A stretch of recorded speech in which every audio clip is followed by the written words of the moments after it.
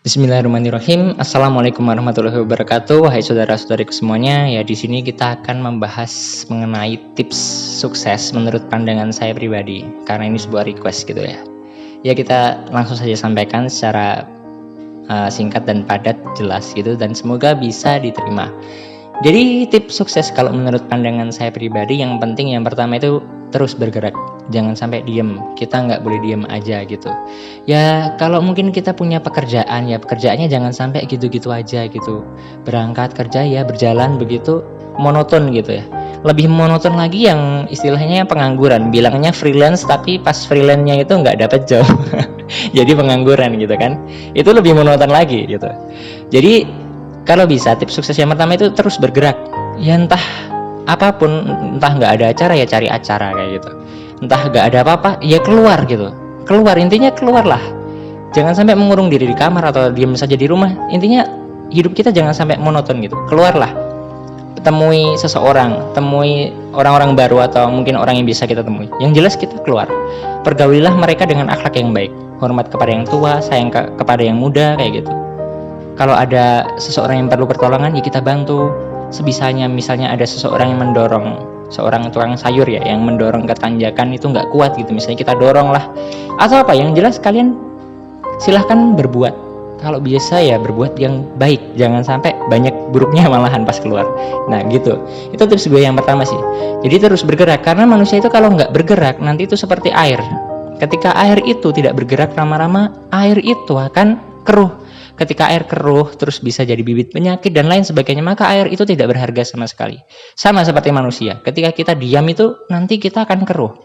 Baik pikiran kita, hati kita, maka akan keruh. Maka sangat impossible lah kalau kesuksesan akan mendekati kita kalau kita saja diam kayak gitu. Jadi intinya keluar, bergerak.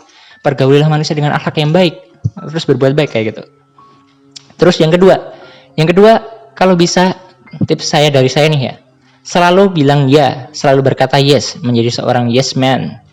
Menjadi seorang yang selalu berkata ya ketika ada seruan selagi itu berupa seruan yang positif gitu. Apalagi seruan yang jihad fisabilillah. Ada butuh anggota TPA baru nih yang ngajar TPA kayak gitu. Bilang iya, meskipun kita masih beranggapan bahwa diri kita itu perlu belajar, tapi tetap coba bilang iya terlebih dahulu. Karena yang diperlukan itu kemauan, bukan kepintaran dulu gitu. Yang penting mau dulu. Terus ada misalnya SAR, ada yang ini sedang dibutuhkan anggota SAR gitu. Ada beberapa bagian yang masih kurang di ini dan ini. Coba bilang ya. Nanti kita sukses gitu. Terus ada kegiatan sosial, ada ini. Kalau bisa bilang ya, kalau bisa hadir, kalau bisa datang kayak gitu.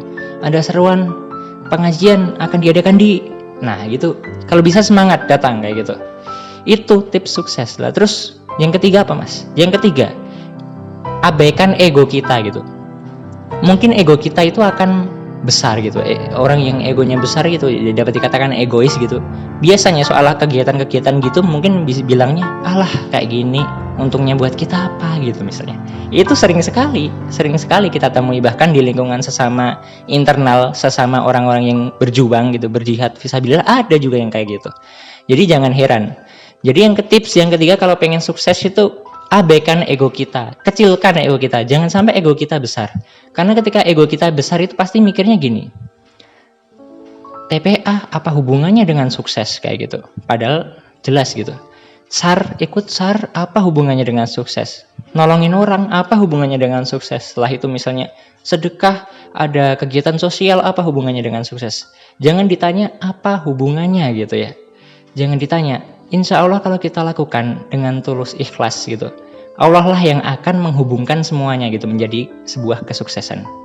Ya ternyata kegiatan-kegiatan itu bisa bikin kita sukses.